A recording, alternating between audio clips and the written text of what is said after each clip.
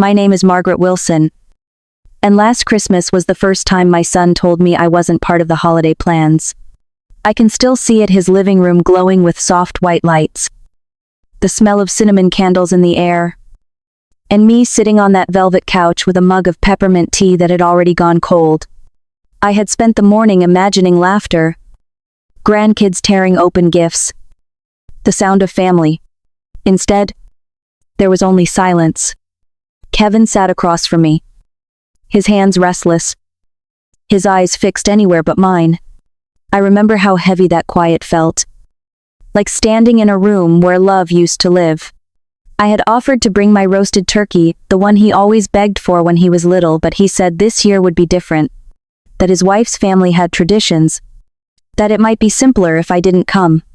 Simpler. That word stayed with me. I smiled because that's what mothers do when their hearts split open. They smile, so no one sees the pieces. But as I drove home under that cold Denver sky, I felt something shift inside me. I didn't know it yet. But that was the night everything began to change. 5 years earlier, Kevin had called me on a rainy afternoon, his voice tight and uncertain. They'd found the perfect house.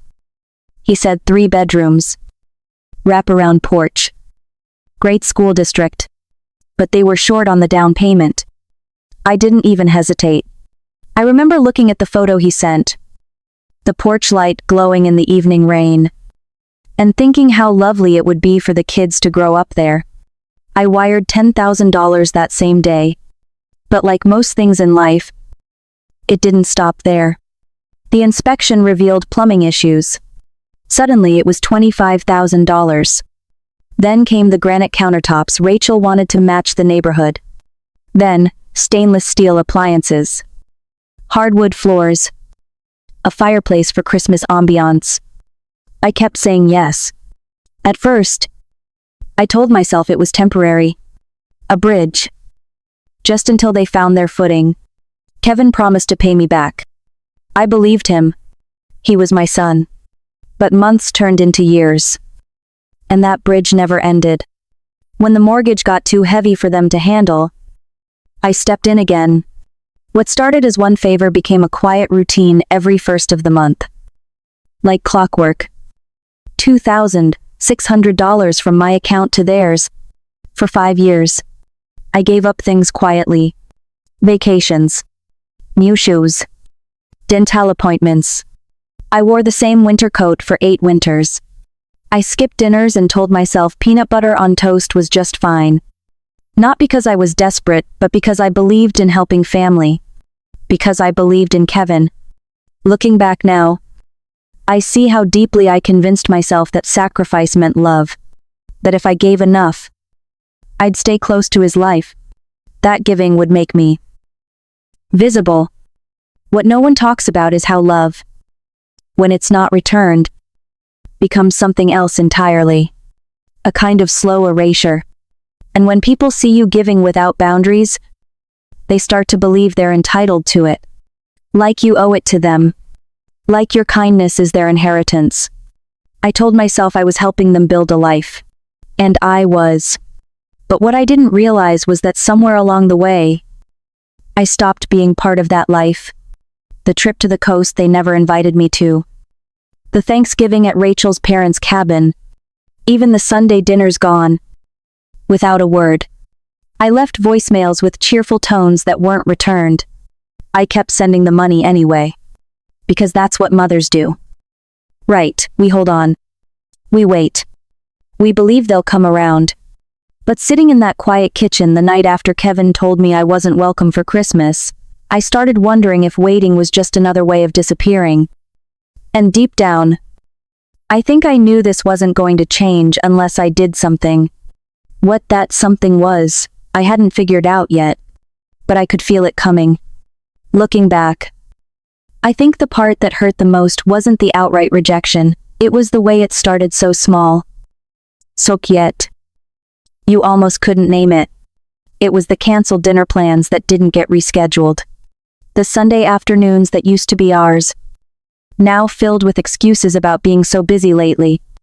At first, I made allowances. I told myself life changes when you have kids. When work gets overwhelming. I've been there. I understood. But eventually, the understanding started to wear thin. Kevin stopped calling just to check in. Rachel stopped texting me photos of the kids. And when I asked if they needed anything, her responses grew shorter. Colder, like my offers were intrusions. I didn't want to believe it at first. So I filled in the silence with reasons that made sense to me. They're just overwhelmed. They'll come around. But deep down, I could feel it. I wasn't part of the picture anymore. There was that summer trip to the coast. I only found out about it from a neighbor who saw their family photos online. I had thought we were still doing Thanksgiving together. But they'd already committed to Rachel's parents' cabin months ago. And when I hinted about helping decorate the tree with the grandkids like we always had, Kevin mumbled something about keeping things simple this year. Every time they left me out, it chipped away at something inside me. But what's strange is I kept showing up. I'd still send the money every month. Still drop off groceries when Rachel mentioned the kids had colds. Still send birthday cards with little gift cards tucked inside. And each time I did, I was hoping for something. A thank you. A phone call. A reminder that I mattered. But it never came. I started to feel like a ghost in their lives. Someone who lingered in the background. Useful when needed. To forgotten when not. And yet I stayed quiet. I didn't want to make things worse. Didn't want to rock the boat or give them a reason to push me away completely. But by then, I think they already had. I just hadn't admitted it to myself yet. Not until that Christmas conversation, the one that finally said out loud what had been happening for years.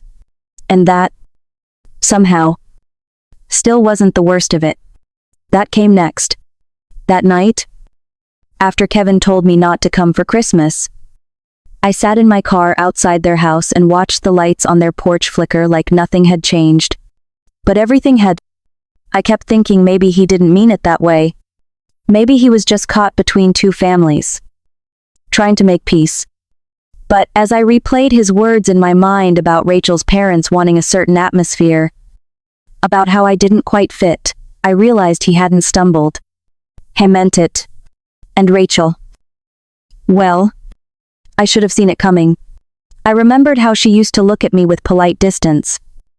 Like she was tolerating me rather than welcoming me. Her voice always had that careful edge when she talked about holidays.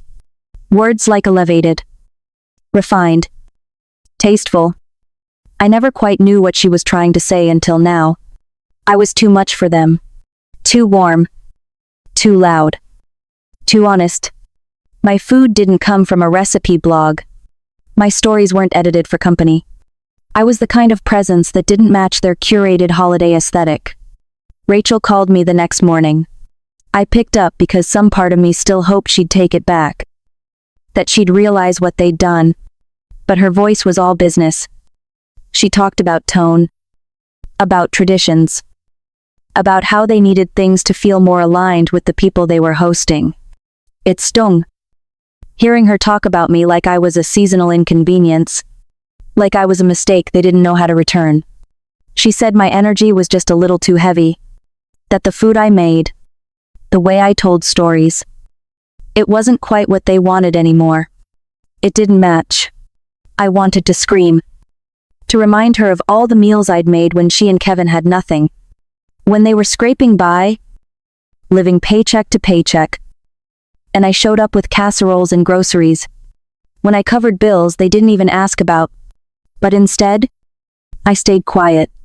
I listened. I let her finish. And when I hung up, something inside me finally settled. It wasn't confusion anymore. It wasn't sadness. It was clarity. I wasn't invited because I didn't fit their picture. Not the one they framed for their guests. For Rachel's family. For the version of themselves they were trying so hard to impress. And that's when it finally hit me. Maybe I wasn't supposed to keep trying to belong to a family that didn't see me as part of it. What came next was harder, but it started with that truth. That night, I couldn't sleep. I lay there in the dark, staring at the ceiling, listening to the quiet hum of my old refrigerator down the hall. I thought about all the moments I had traded away for the sake of their comfort. 5 years. That's how long I'd been sending money like clockwork. $2,600. Every single month. Rain or shine. Sick or well. Whether they said thank you or not, it was just something I did. Like brushing my teeth or making the bed.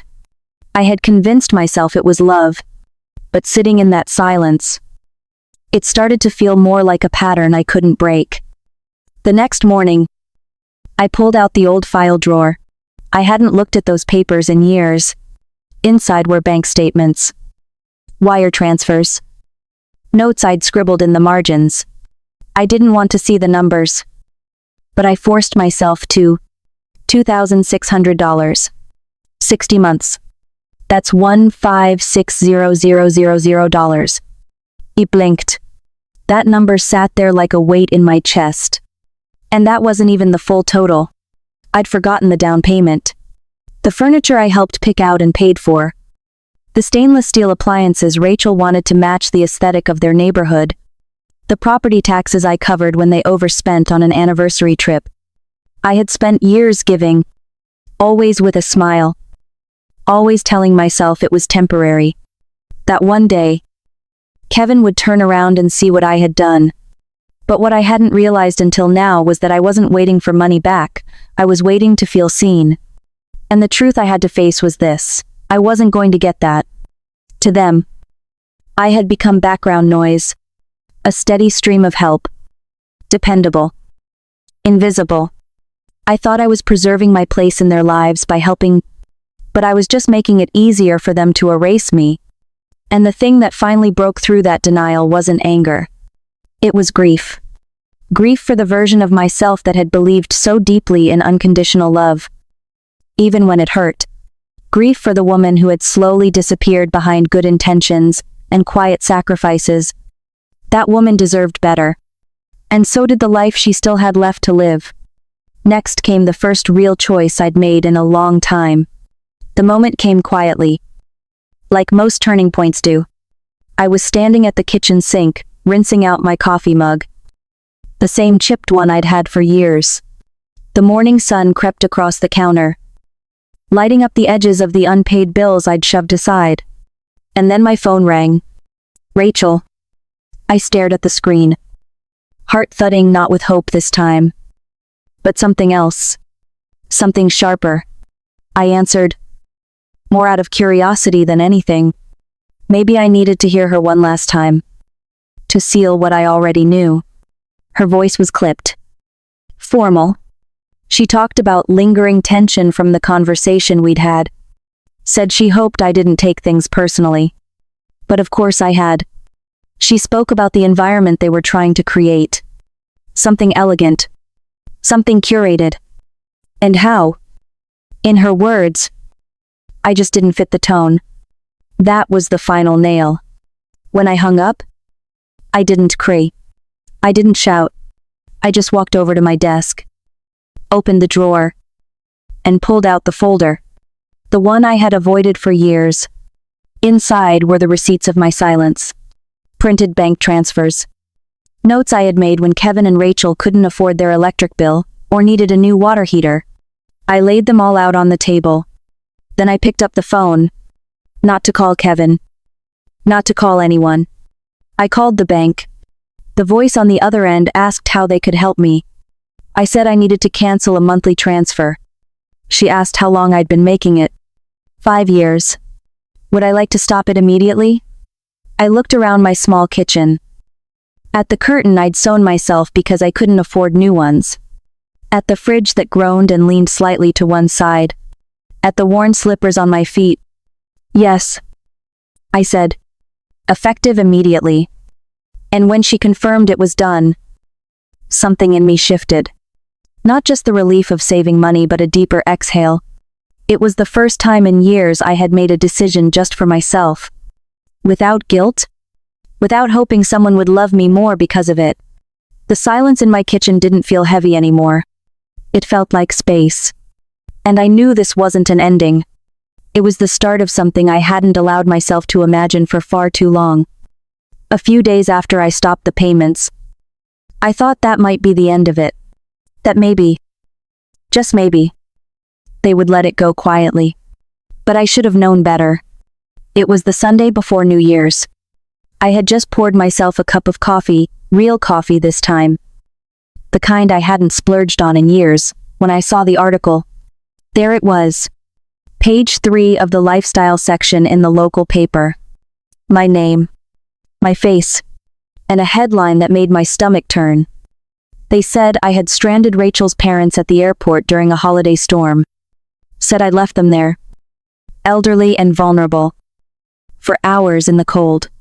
Painted me like some cruel, thoughtless woman, a heartless mother-in-law. Except it hadn't snowed. It was sunny and mild that day, and I hadn't even agreed to pick anyone up. The request had come after they'd already uninvited me from Christmas. But none of that was in the article. It wasn't hard to trace where it came from. Rachel's father had deep ties and town connections at the paper. A reputation built on charm and community involvement. He didn't need to say much. Just enough to twist the story into something that made them look innocent, and me disposable. They weren't just trying to hurt me. They were trying to erase me. Discredit me. Make sure that if anyone asked what happened that Christmas, they'd hear their version first. That was the moment I stopped being quiet. I gathered everything. Every receipt. Every transfer. Photos of the home renovations I'd paid for. The article. Marked up with notes in red ink, pointing out every lie. I compiled it all into folders 12. One for each person who had been at their Christmas dinner.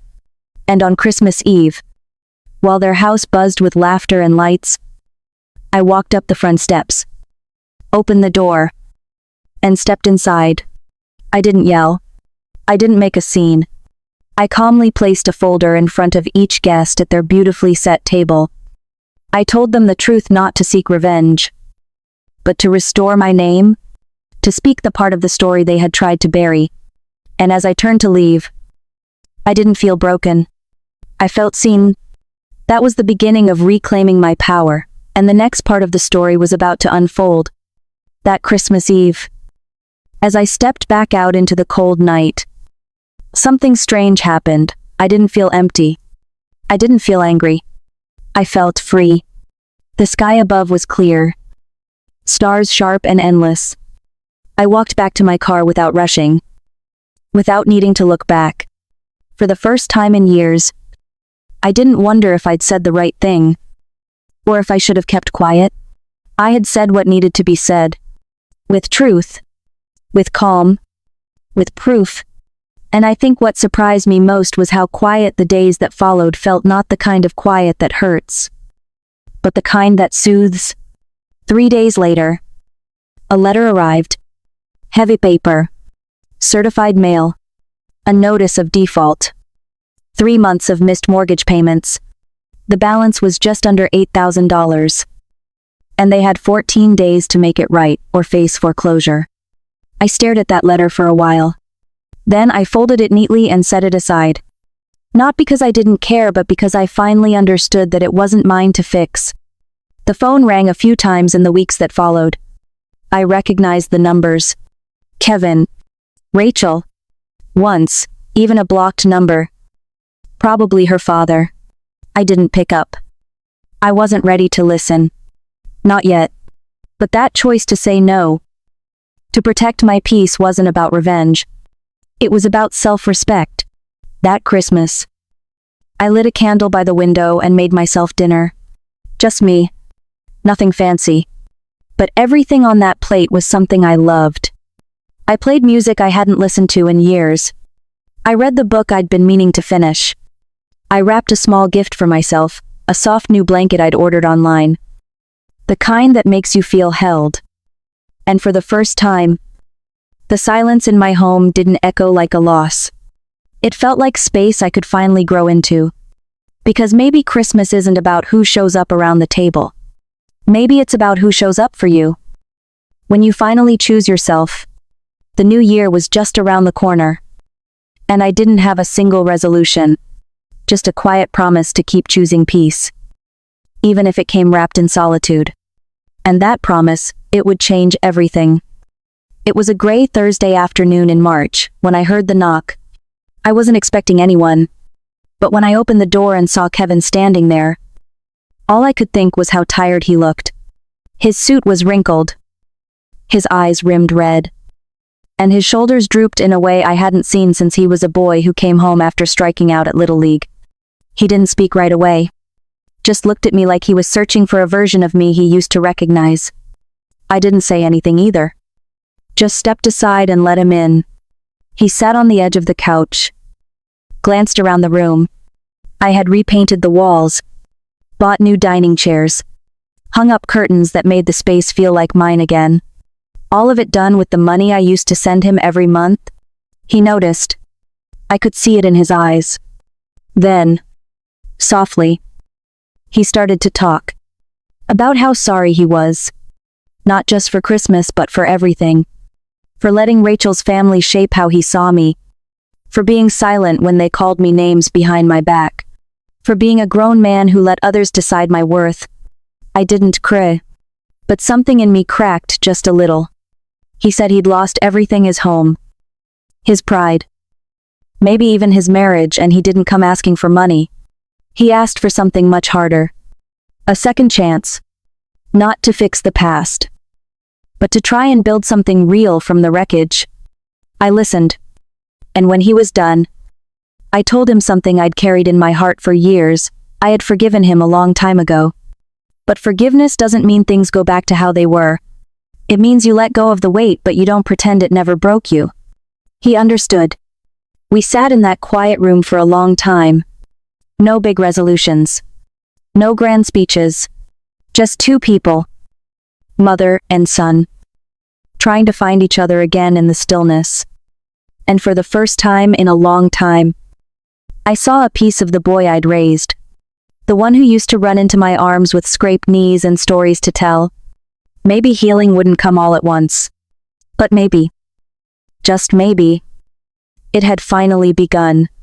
Spring came late that year, but when it arrived, it felt different, like it had waited for me to be ready.